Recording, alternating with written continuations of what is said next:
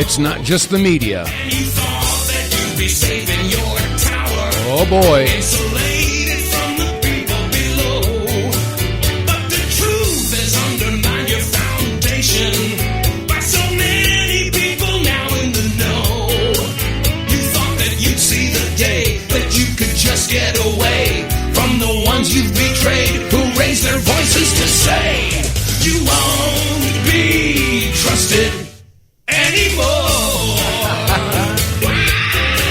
All right, welcome, ladies and gentlemen, to the Friday edition of the WTF Reports. I'm Dave vonKleist. WTF with the facts. And if the facts make you exclaim, what the... yeah, well then, so be it. Anyway, yeah, it's the Friday edition, and yeah, the hits just keep on coming. So, and if you're listening, and I appreciate your listenership, hey, support the broadcast. Do some business with our advertisers. Of course, this is brought to you in part by the Wave Watch. You regular listeners know that I've been basically stumping for the Wave Watch for some time because I thoroughly and wholeheartedly believe that Nikola Tesla was absolutely correct. Frequency is everything. And you know who else knew he was correct? Was Royal Raymond Rife. If you've ever heard of a Rife machine, it's basically a generator of frequencies. And these frequencies can have a profound effect on your body and also on pathogens. So, yeah, visit our website. Go to TheWTFReports.com. A pop-up will take you to a place where you can learn about the Wave Watch and why this thing is so cool. It's a Rife machine you wear on your wrist. Yeah, the frequencies go directly into your body, which is about 80% water, and you may not hear it audibly, but your body hears it. And these frequencies, oh gosh, there's so much to benefit from. So, and I'm not here to say it's going to cure or treat anything. No. But there are tremendous benefits by exposing yourself to all these different frequencies. Anyway, check it out. Go to TheWTFReports.com and click on the pop-up and learn about the Wave Watch. Okay, that said, there's just so much to cover today, but I'm going to focus in on the hokey-pokey thingy-dingy because the ramifications are still being felt around the world. And, you know, they're saying that whole shutdown, this was a test to see how compliant people were going to be. Well, I got a feeling that we're going to see another test. We're going to be challenged in ways that we haven't experienced yet. And this all has to do with the distribution of energy around the world. And, of course, we're talking about, you know, what has happened. Yeah, they're saying that the Strait of Hormuz is open now, but the damage is done. There are farmers all over the world that have been waiting for fertilizer so they could get it into the fields and get planted. But the planting season is here now, and the fertilizer isn't where it needs to be. And by the time it gets there, it's going to be too late. So we're going to have to see what's going to happen with the food supply. Of course, there are many globalists out there that said, hey, if we control the food, we control the people. And again, I've referred to it so many times, the number one goal of the globalist agenda is to drastically reduce the human population by any and all means necessary. Whether it be war, whether it be starvation, whether it be disease, you name it, they have their agenda. And that was etched in stone in the Georgia Guidestones. And I'm not going to talk about it ad nauseum. You know what I'm talking about. Anyway, yeah, I wanted to point out that the world is indeed waking up to the crimes that have been committed by all the people who are connected to Big Pharma.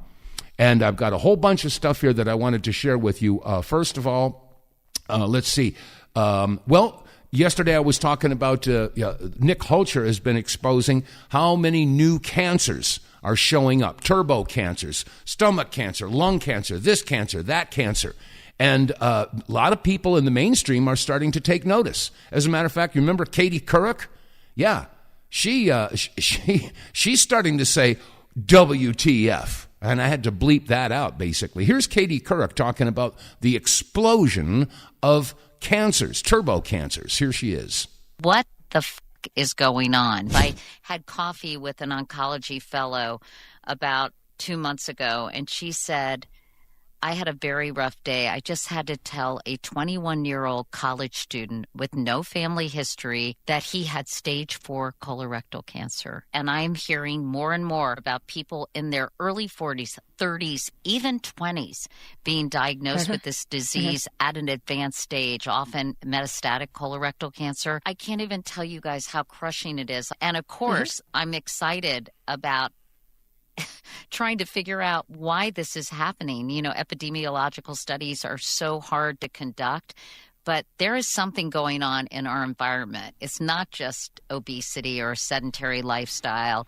You know, it's a confluence of things that include ultra-processed food, maybe microplastic, forever chemicals, overprescription of antibiotics. I don't know what is happening, but something is going on. And there are 17 cancers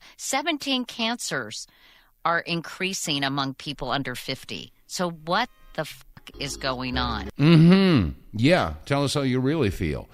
Yeah, so what the F is going on? Well, she mentioned a whole bunch of different possibilities that would be causing this.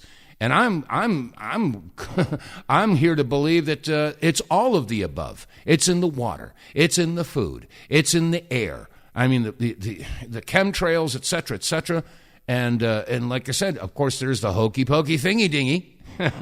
So she's asking what the is going on. And a lot of people are asking the same question. They're realizing that this is a global crime against humanity. As a matter of fact, Christine Anderson, you've probably heard that name before, but she is basically saying the same thing. This is a crime. This is a crime of all crimes. Here's Christine Anderson from the European Union. This vaccine campaign, it will go down as the biggest scandal in medical history, and moreover, it will be known as the biggest crime ever committed on humanity. Yes, it will. It will, absolutely. Because the numbers just keep on piling up. All over the world, you know, millions of people have been affected. Millions of people have died. Hundreds of millions are having adverse effects. And, of course, the pharmaceutical companies are shielded. Yeah, they're shielded. They can't be sued. Well, maybe that's about to change because more and more people are starting to say, wait a second, this entire effort here was basically to prop up and provide profits for Big Pharma, for Pfizer, for Moderna, Johnson & Johnson, et cetera, et cetera. And one of the EU ministers of parliament, his name is Christian Terhas, and he had this to say. He was addressing Mr. President, the EU. Dear colleagues, Ursula von der Leyen must immediately and unconditionally resign from her position as President of the European Commission due to the fact that her actions are currently criminally investigated by the European Public Prosecutor's Office. EPPO just announced a few days ago that is investigating the way the contracts were signed between the European Commission and the producers of vaccines. And this is what the Court of Auditors just stated in a report released a few days ago, and I quote, "The Commission has signed, up to November 2021, listen to this, 71 billion euros worth of contracts on behalf of the member states to purchase up to 4.6 billion COVID-19 vaccine doses." Okay, I've got to pause it because he was saying billion and he meant to say million, okay? But it's still an enormous number of vaccines to be ordered from Pfizer. And let him continue. That means that she purchased 10 doses of vaccines for every EU citizen based on contracts that were never released to the public. This is how the contracts that she signed with these pharmaceutical companies were released to the public. Okay, he's holding up the papers, and they're all completely redacted. These were the contracts that Ursula von der Leyen signed with Pfizer and the other vaccination-producing companies. Everything was redacted. And you heard him. They ordered so many of these, 10 hokey-pokey thingy-dingies for every citizen in the EU. Somebody made a snot load of money. How is this possible in the European Union that is called to be transparent with the way it's using people's money? So I'm asking again and calling again for immediate and unconditional resignation. Thank you. Yeah. So he wants Ursula von der Leyen to step down.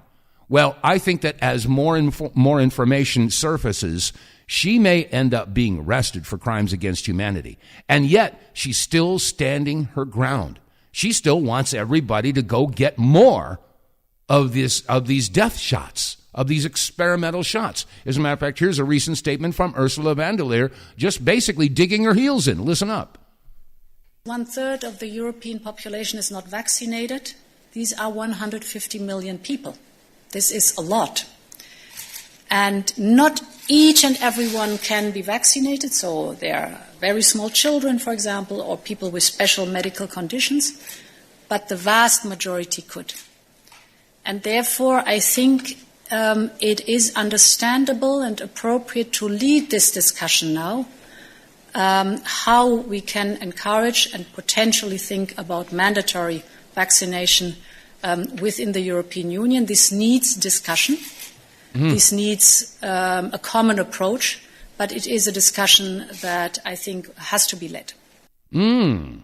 So she's digging her heels in. She thinks that we got to get even more vaccinations into the general public.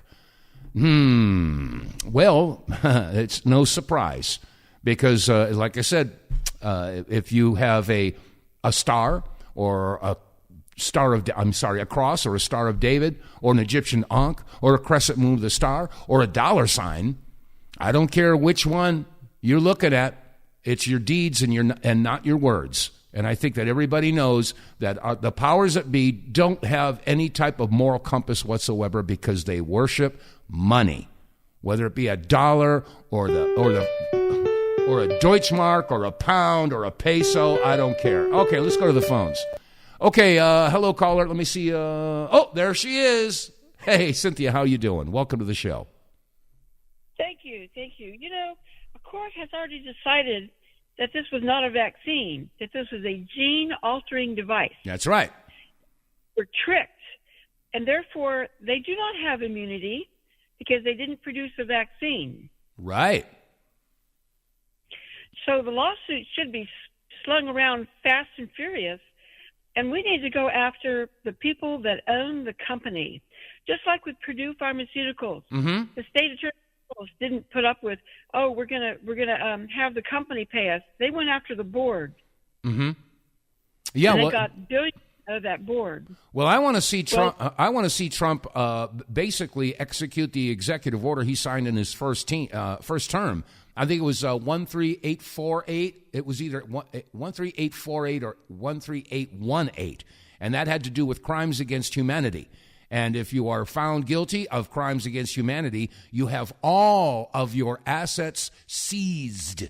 And that means Bill Gates. That means Mark Zuckerberg. That means ABC, NBC, CBS. I mean, everybody who pushed the hokey-pokey thingy-dingy and withheld good information.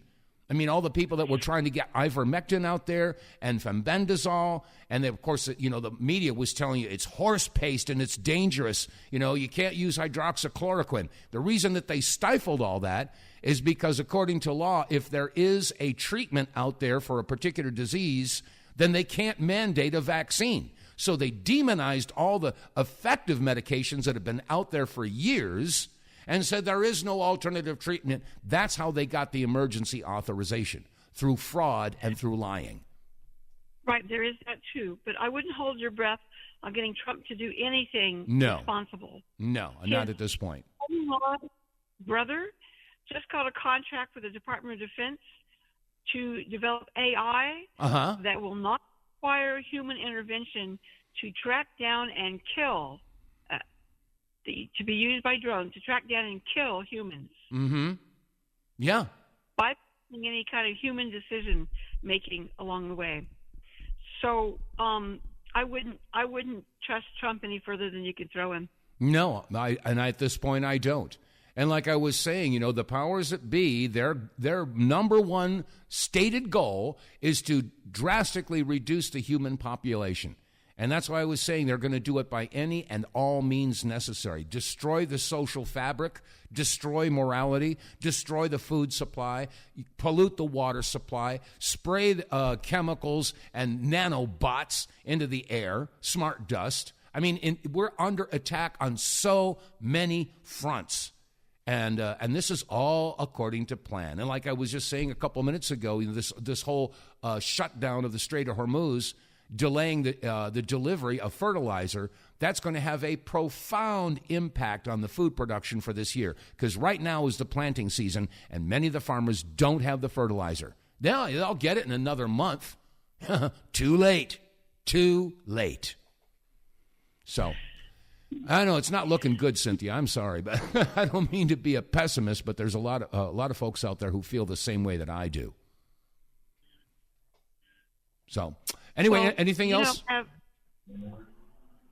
have a knee-jerk reaction of saying we have to go back to the Constitution. Well, yeah. That which we were never taught in school, and it wasn't even taught in law schools. That's They right. hid the ratification debates from us. Those ratification debates outlined that we had all of these rights that they have steadily eroded, and that they can't erode them unless they're going to violate their oath of office. Mm-hmm. And they need to be with oath of office violations. There's enough retired military out there that signed an oath of office that agreed to defend the Constitution. They will not be happy as how many people in power have not honored that understanding. Mm-hmm. Yeah. We thought they were, but we didn't know the Constitution.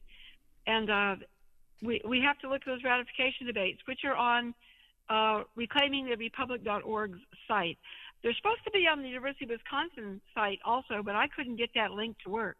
Yeah. So I just send people to reclaimingtherepublic.org. Well, as much as I'm supportive of all of that and returning to the Constitution, I just don't think it's going to happen unless the American people get off of their big fat butts and get involved. That's the only way.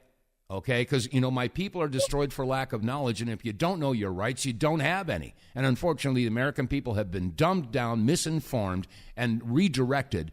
So anybody who talks like you or me is looked at like you're a, tinfoil hat crazy person. So they just don't want to get involved. How many do you think are willing to have their children drafted to go into the military to go fight for Israel? Well, hopefully, I hope that a lot of people don't want that to happen.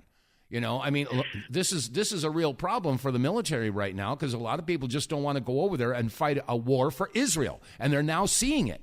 I played yesterday, even Bernie Sanders is pointing out that the support for Israel and their endless wars has dropped dramatically. And for the first time in U.S. history, more people are opposed to Israel than are supporting it. And despite all that, what was it yesterday? Congress voted to send more bombs and bulldozers over to Israel so they can continue their campaign of raising any country they want to and then taking the bulldozers and flattening it.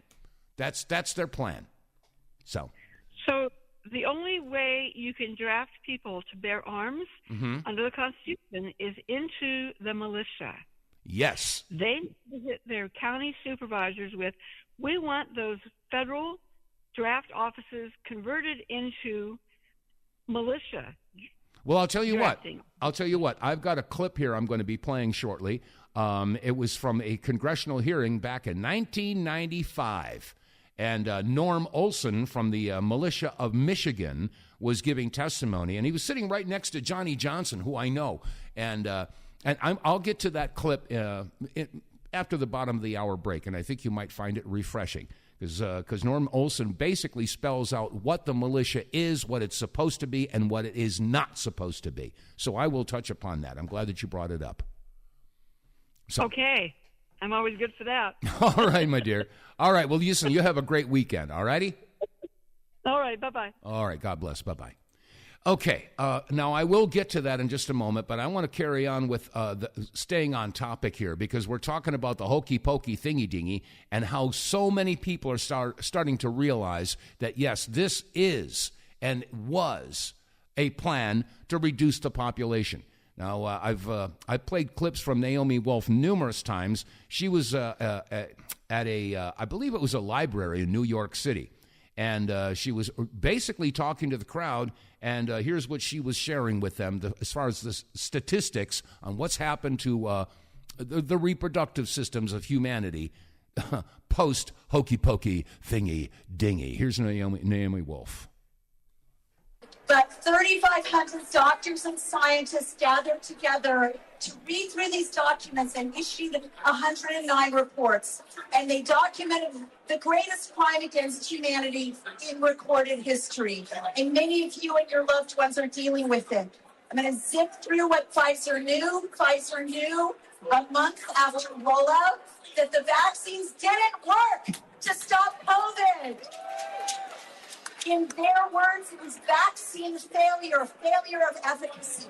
So all of the suffering you all endured, all the lost jobs, all the worries about paying the mortgage of New York's bravest, New York's finest, New York's teachers, was based on a lie from the start.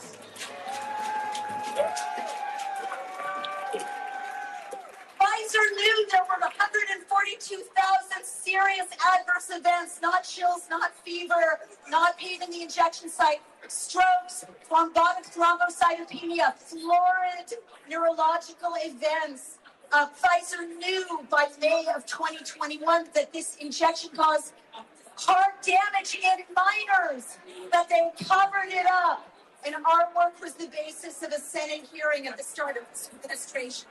Pfizer knew that this material did not stay in the injection site, as they told us, but it biodistributed to every part of the human body, accumulating in liver, spleen, adrenals, accumulating in liver, spleen, adrenals, crossing the blood-brain barrier, accumulating in your ovaries if you're female.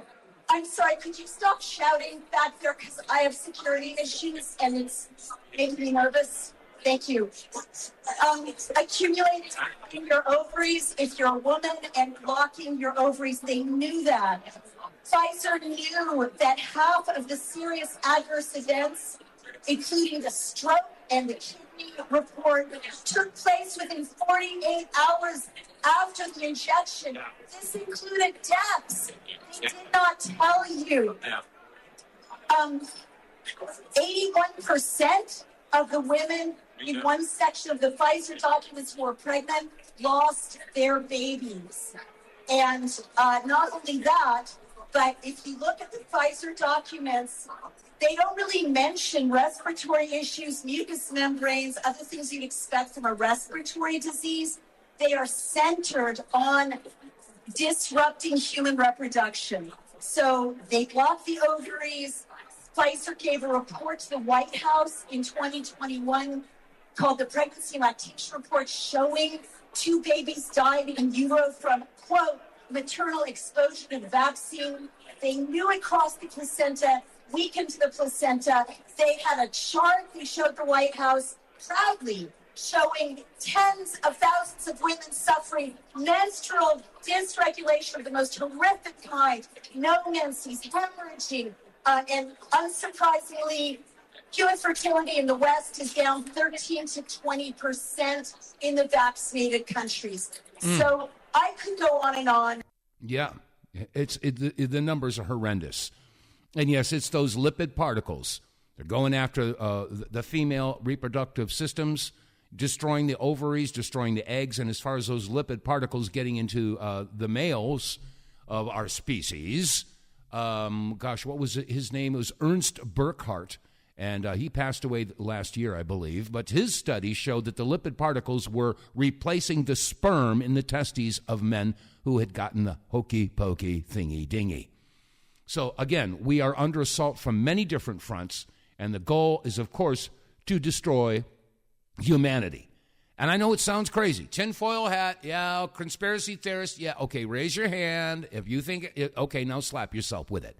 This is across the board. There's another professor, his name is Professor Sucharat Bhakti, and he basically is saying that the damage has been done. Here's the professor on his assessment of what's happened here. Now, I'm going to be very honest with you. I am no longer optimistic anymore. And the reason is very simple. Mm-hmm. The reason is because I'm afraid that these RNA vaccines, mod RNA vaccines, whatever you want to call them, have already done their job. And what their job has been, and this is incredible, was not even known to the planners because they didn't realize that what they were doing. But it is what I said years ago, that the vessels throughout the body are going to be attacked from top to toe. Okay, he's talking about the blood vessels. You've been hearing about the huge blood clots that the embalmers are pulling out of the veins and arteries of the deceased. Big, long, elastic-like clots out of the veins and out of the blood vessels. That's what he was referring to. This is something that never happens in any disease, okay? Systemic, meaning the brain, the heart, the liver, everything can be attacked, the vessels. And the trouble is that it's turned out to be true. Mm-hmm. So this systemic vasculitis leads to destruction of brain cells, obviously. And that is what we are now experiencing. We're seeing, I'm afraid to say, billions of people whose brains are not working anymore, not as they should be. Mm-hmm. They are altered, and they do not have, they don't have the willpower anymore. They do not have the intelligence anymore to move things. And so the only chance we have is to stop this mod RNA crime, because this crime is going to destroy us. The trouble is that they're rolling out this RNA vaccines all over the place, and people don't realize this is being done. Yeah, they don't realize it because the mRNA technology now has been introduced into the food supply. Yeah, your vegetables, your lettuce, your tomatoes, et cetera, and they're also injecting all of the livestock with mRNA, so there's no escaping it. So the only thing that we could possibly consider is doing detox. That's what we're going to have to do. And I don't know what any other solution. But I mentioned that Nick Holcher, I played an audio clip yesterday, and he was talking about all these cancers that are showing up. And there is a bill that's being put forward by Rand Paul, and hopefully this will get the attention of our elected officials, and hopefully they'll be able to pass this. Here's Nick Holscher discussing Ron Paul's bill, and hopefully it'll fly through Congress, but I'm not holding my breath. If they injure children, if they kill children, disable them, give them autism, the vaccine makers, they're completely protected under the 1986 National Childhood Vaccine Injury Act. This bill by Senator Rand Paul would destroy that shield. It would shoot a flaming javelin into that shield. It will break it in half. Big Pharma will have nowhere left to run. They'll have to start paying out for all of the injuries, deaths, and disabilities that they've caused, and they will probably go bankrupt, and it will actually force them to make safer vaccines. They can't be rolling out untested injections anymore. So this bill, introduced by Rand Paul recently, it's got to go through. It's got to be put into law. This is actually vital to actually make America healthy again. Absolutely. Absolute and freakly. Anyway, I got more, but I'm going to take a quick break. I'll be right back. Get More Tank will save you money every month on gas. Get More Tank is a tablet with active ingredients that adds big mileage to every tank. Made in America, the Get More Tank formula is used by trucking companies and heavy industry. Now the Get More Tank formula is available to you. Get More Tank works in any gas or diesel engine, cleans your engine, lowers emissions, and you'll feel improved engine performance every time you step on the gas. Get More Tank works for cars, trucks, boats, motorcycles, four-wheelers, mowers, and blowers. Hey, if you got an engine, then Get More Tank. Contractors, electricians, plumbers, plumbers, painters, and lawn service companies, Get More Tank will save you money and extend the life of your engines. If you're an owner-operator running your big rig around the town or across the country, Get More Tank will save you money too. If you're a farmer, all of your equipment can use Get More Tank. A 5-pack on sale at GetMoreTank.com for just $22.22 plus shipping. Use the promo code REDPILL101 and get 10% off. Save your money, save your engine, save the earth at GetMoreTank.com. Get More Tank is EPA registered, doesn't void warranties, results vary. And, of course, you can get more tank by visiting our website, TheWTFReports.com. Click on the sponsors page. It'll take you down to an area where you can click on Get More Tank and get all the information, the specifics, the details, etc., on why this stuff works. Yeah, once you start using it, right off the bat, you'll see that you have more power, and you'll find that your engine is more efficient, it runs cleaner, and the moneymaker is that once you've run a few tanks, your car will start having better mileage, anywhere between 15 and 20% better mileage, depending upon your make, model, year of vehicle, and, of course, your driving habits. So it doesn't make any sense not to use it. $20 when you use the promo code gets you 5 tablets. If you're getting 20% better mileage, that means you spend $20 and you end up with a free tank of gas.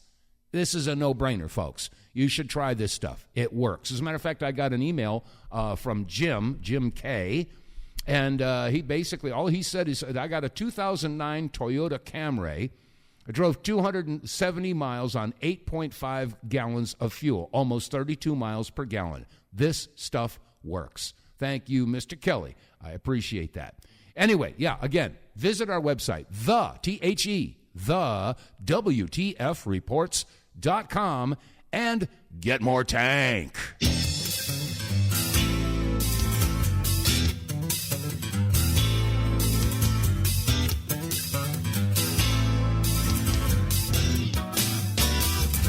Okay, let's see, 37 minutes past the hour, whatever hour you're sitting in. And yeah, I'm on a roll today talking about the hokey pokey thingy dingy because the world is on fire with this. It absolutely is on fire. As a matter of fact, Shannon Joy on her podcast, she was talking about justice. Yeah, I hope we can see justice. Here's Shannon Joy on the topic.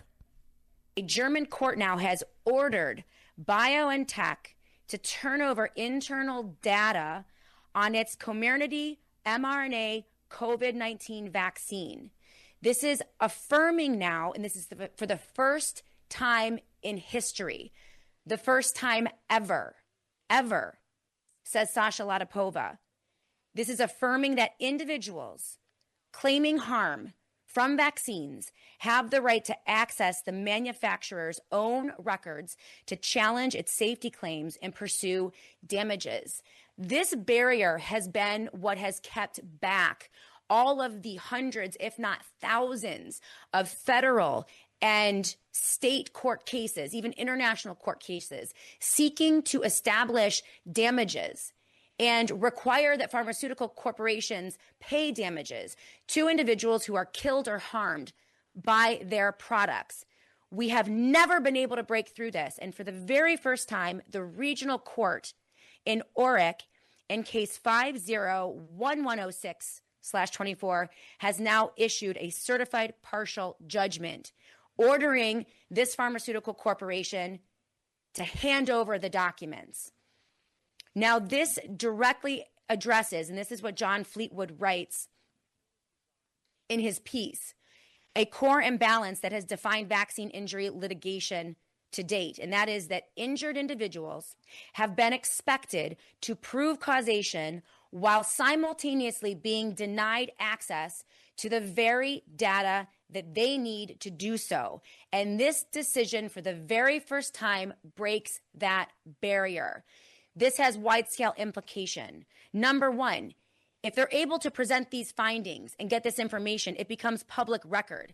That could be usable for other types of litigation, not just in the US or in Germany, but across the globe.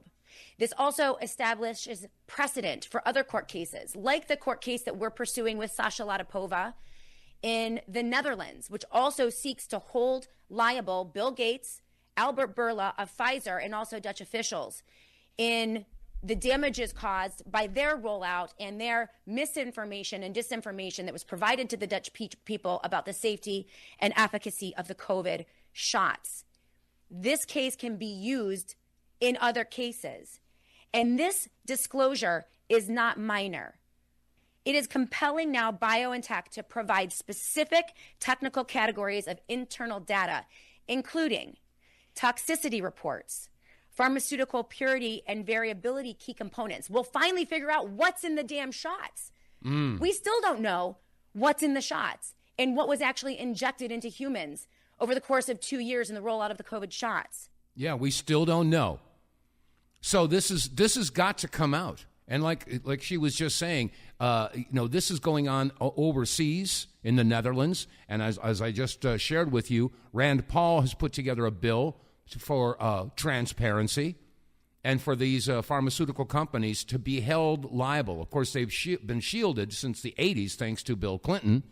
But, we have to see justice. And again, I think that Trump's executive order in his first term should be invoked. These people need to be charged and, if found guilty, have all of their assets seized. Can you imagine if Bill Gates' assets were seized? If Mark Zuckerberg's assets were seized? If Albert Bourla's assets were seized? If George Soros, if his assets were seized? Because it's a huge scam. You've all heard the saying, the best customer is a repeat customer. There is no incentive for Big Pharma or for the AMA to cure anything. They don't want a cure. They want a treatment. That's the way the business model works. This should concern and frankly piss off every American, no matter which side you're on. Pharmaceutical companies do not give a single damn about your health. They don't want you cured. A healed customer is a lost customer. Right. And that's the brutal business model that nobody says out loud. But let's be crystal clear. Big Pharma isn't in the healing business. They're in the lifetime subscription business. Here's a fun fact that most people don't know. These companies spend exponentially more money on marketing than they do on actual research and development. That's right. They pour billions into these slick, awkward, annoying commercials showing happy grandparents playing with their grandkids on the latest pill, while quietly banking on the fact that pill number 1 creates the need for pill number 2, number 3, and so on. Another one that'll make you laugh cry is insulin. A drug that's been around for over 100 years and costs pennies to make is still priced like it's made out of diamonds in America. Meanwhile, the same companies are raking in record profits treating chronic conditions that they have no incentive to cure. So why cure diabetes when you can sell someone a monthly injection for the rest of their life? It's the ultimate grift. Here, take this for your symptoms. Oh, side effects? Don't worry, we've got another pill for that too. They've turned healthcare into a loyalty program from hell.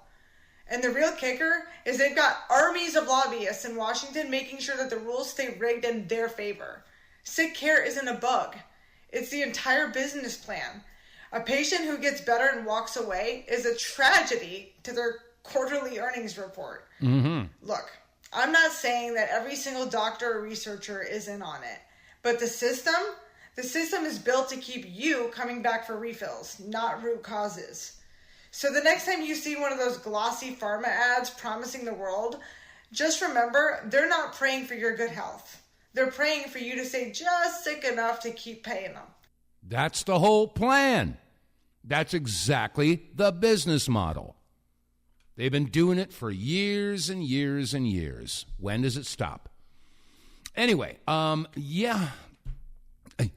can only hope and pray that the truth will eventually surface. They say there can be a million lies, but there's only one truth. Well, we've been fed a steady diet of misinformation, disinformation, and lies. We shouldn't be surprised that when the truth comes along, it tastes a little funny, and some people reject it altogether, which is why on yesterday's broadcast I was pointing out that ego and pride plays a huge role in all the folks that did get poked, because they don't want to admit to themselves or their families that they were, shall we say, mistaken. Yeah, they made a mistake. It's always easier to fool people than it is to convince them that they've been fooled. And rather than admit that they made a possibly mortal error in their judgment, they would rather hold on to the illusion that was presented to them. So I don't know if it'll ever get fixed as long as that mentality is there. Anyway, Cynthia called a little while ago, and she brought up the idea that, we've got to basically reinform the American people that this government is supposed to be of, by, and for the people. And I was quoting from the Declaration of Independence yesterday, and I will again quote from the Declaration of Independence. It says, "But when a long train of abuses and usurpations pursuing invariably the same object evinces a design to reduce them under absolute despotism, it is their right, it is their duty to throw off such government and to provide new guards for their future security." That's in the Declaration of Independence. And a lot of people just don't understand that. But I'm going to turn the clock back about 30 years to 1995. And I remember seeing this because there are a couple of people who testified in this congressional hearing that I happened to have met, one of which was Johnny Johnson, and I believe he was from the militia of Michigan, and another was John Trockman from the militia of Montana. I had met these people. And Norman Olson was giving his testimony in 1995, informing the Senate Terrorism Subcommittee as to what the militia is supposed to be. It ain't what they were telling you, that's for sure. Here's Norm Olson's testimony back in 1995. Listen up, because it's up to us. We can't wait for white hats or for some good guys to come swoop in and fix the government if they're part of the government. It's going to be up to the people. That's you. That's me. That's all of us. And for every one of them, there's probably 1,000 of us. Anyway, here's Norman Olson back in 1995. Thank you for the opportunity to testify today. The following statement will attempt to answer the question of the legitimacy and the need of the citizen militia. Not only does the Constitution specifically allow the formation of a federal army, it also recognizes the inherent right of the people to form militia.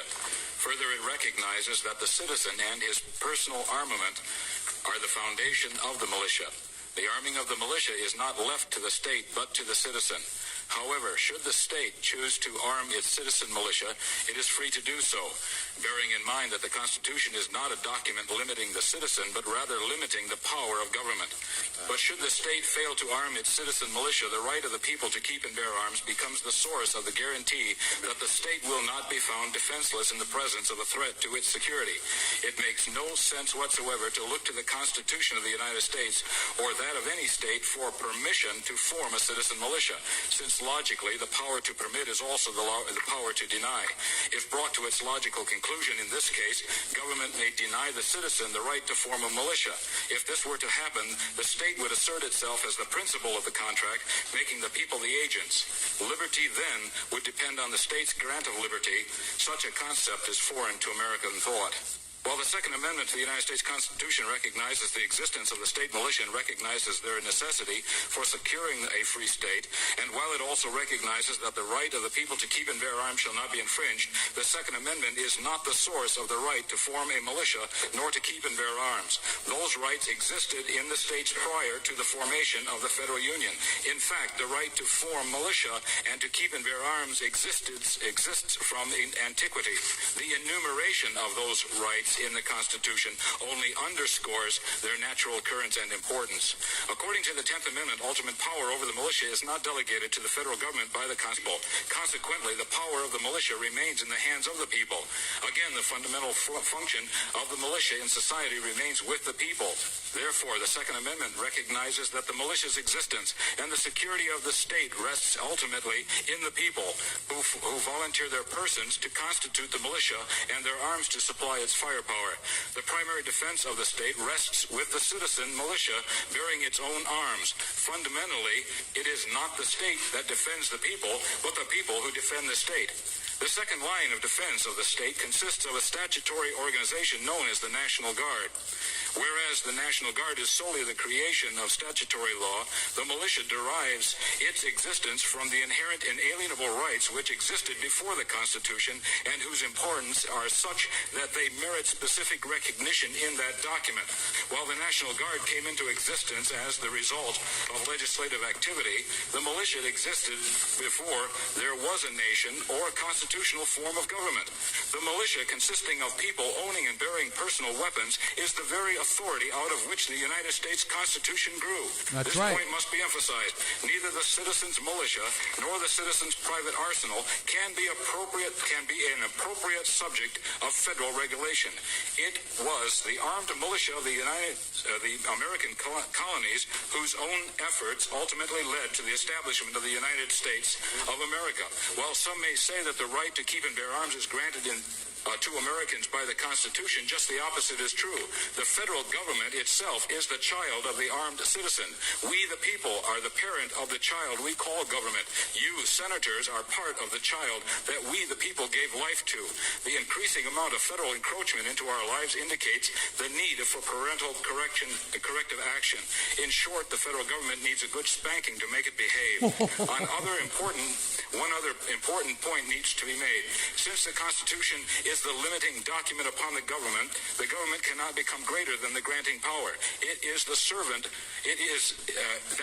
servant cannot become greater than its master. Therefore, should the chief executive or other branch of government or all branches together act to suspend the Constitution under a rule of martial law, all power granted to government would be canceled and deferred back to the granting power, that is the people. And I'll conclude with this statement: martial law shall not be possible in this country as long as the people recognize the Bill of Rights as inalienable. That's right. Inalienable or unalienable. So anyway, that's 31 years ago, 1995. Norman Olson schooling Congress as to what the militia is and what it's supposed to be. So, I remember, you can ask people, sort of like a man on the street type of interview, go up to somebody and say, hey, I got a question for you. What rights does government provide you? And people will think about it and they'll say, well, let me see. I got the right, freedom of religion. I got the right to keep to keep and bear arms, and I got the Bill of Rights. That's what. And the answer to the question, what rights does government provide you? The answer is none. Government doesn't provide you those rights. Those rights are God-given. Those rights are yours as soon as you complete your trip down the birth canal. Those are God-given rights. But unfortunately, if a people believe that government gives you your rights, then that means government can take them away. So this is the mindset that unfortunately has been beaten into the mentality of the American people. They think that government is in charge. No, God created man with certain unalienable rights. Man created government to protect those rights. There's a chain of command. It goes from God to man to government. But government somehow has figured out a way to switch places. So as long as people believe that government is giving them their rights, it's a hopeless situation. Anyway, I just wanted to share that with you. I thought that you might find that rather interesting, taking the Wayback Machine back 31 years to a definition as to what the militias are and what they're supposed to be. Anyway, changing gears just a little bit, we're coming to the closing minutes of the show. There is a gentleman who basically gave an explanation, because a lot of people are basically really screaming about the Epstein files. Well, guess what? The Epstein files are all over the world. We don't get to have them, but China's got them, Russia's got them, and of course, Israel's got them. And you know what? Iran's got them too. But we don't got them. Why don't we got them? Maybe this is why. Jeffrey Epstein sold access to the bodies of little boys and little girls to politicians, to corporate leaders, and then he documented the acts that they committed so that foreign intelligence services could gain control over these politicians and corporate leaders in the U.S. And this is the world that the Israeli intelligence services fostered, contributed to, and took advantage of. Donald Trump's 10-year friendship with Epstein means that when Benjamin Netanyahu decided he wanted to attack Iran, Netanyahu didn't ask Donald Trump to join Israel's war against Iran. He ordered Donald Trump to join. Every decision Donald Trump makes about this deeply unpopular war will likely be based on orders from Netanyahu. Do you want to know what kind of nation Israel is? Israel intelligence services engaged Jeffrey Epstein to blackmail powerful people via the rape and murder of small children. And it is not possible that Israel was not intimately aware of each and every savage act, because detailed video and other forms of evidence were exactly the products that they paid Jeffrey Epstein to supply to them. Correct. So here's the bottom line. Release the Epstein files, because it is a national security issue. We need to understand exactly who in our federal government, in the Republican Party, in the Democratic Party, have been compromised by the Epstein class and by foreign intelligence services like that of Israel. It is a question of national security. So those files have got to be released. We have no choice. And as he pointed out, and I hope that Dan Bongino has finally figured out where, oh gosh, somebody's got them over the Middle East. I don't know what country's got them. Yeah, Dan Bongino, shame on you. But more and more people, as I played yesterday, more and more people, according to polls, for the first time in history, condemnation of Israel is in the majority. Bernie Sanders pointed that out. And others are pointing that out too. For the first time, I think there was a poll that said 56% of Americans do not support Israel anymore. Only 44% do.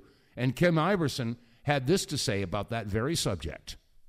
Well, this isn't actually so shocking, but Americans have overwhelmingly turned on Israel. What we see here is there is a massive shift in the favorability of Israel here in the United States, that there are so many people who have turned, and it's been drastic. Why has this happened? Well, I don't know. Maybe it has to do with the fact that Israel is a genocidal nation that has been harming children and getting the United States to also do things like harm children. You know how well it did not sit with Americans? The fact that the first site bombed in Iran was a school full of little girls, just like what the Israelis do. The Israelis got the Americans to do the same thing so that we could join in on the massacres, so that we could also be genocidal people. That is what Israel has walked Americans into. This is why this is... Okay, and I wanted to point out, excuse me, that, that school that was bombed with the Tomahawk, it was not just bombed. It was not just double tapped, it was triple tapped. And those missiles have cameras. They know the target that they were shooting at. Okay, so this is obviously has got Israel's fingerprints all over it, because that's what they do. They've been doing it in your face, in the face of the world for the past almost going on, it's 2.5 years now, going on 3 years. In October, it'll be 3 years. But we all know that Israel's been doing that for, 78 years now? They call it mowing the lawn. Every couple of years, they got to go in and just bomb the snake snot out of Palestine. And, of course, now they're doing the same thing in Lebanon. They say that there's a ceasefire, a 10-day ceasefire. I'll believe that when I see it. I really will. But anyway, again, we go full cycle, folks. This is up to us. The government is not going to swoop down and save us from the government. When are people going to understand that it's up to us? We have to roll up our sleeves, and, if we have to get out the pitchforks and torches and storm the castle, well, then so be it. But as long as people's concerns are more, in tune with the NBA playoffs and the upcoming Stanley Cup series and the new movie that's coming out, and their favorite video game. I mean, this is where the mentality of the Americans are. And as that professor, what was the name? Professor Sushari Bhakti, there it is. He said, we may have reached the point of no return. He said, I'm not optimistic anymore. And I don't blame him. Until the American people get their head pulled out of their something, it's not going to change. So it's up to you, ladies and gentlemen.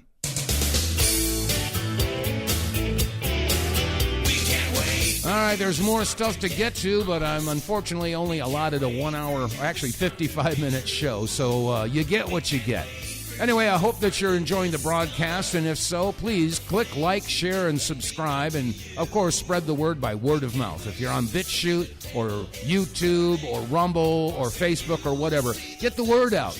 And if you support the broadcast, you can do so by doing some business with our sponsors. Pick up a Wave Watch, get more tank, and if you just want to make a donation, we have a GoFundMe at the website, TheWTFReports.com. That said, okay, the weekend is upon us, so until Monday, you have a safe weekend. God bless you all. Stay safe, stay free, and God willing, I'll see you Monday. God bless. Anymore.